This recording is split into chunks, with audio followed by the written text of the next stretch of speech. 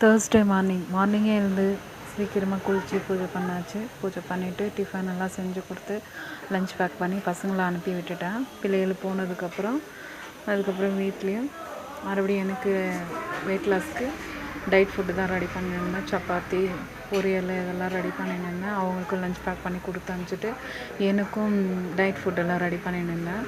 சப்பாத்தியெல்லாம் செஞ்சு முடிச்சுட்டு அதுக்கப்புறம் பாத்திரம்லாம் இருந்தது, அதெல்லாம் கழுவி முடிச்சுட்டு அப்படியே ஷாப்புக்கு கிளம்பினேன்.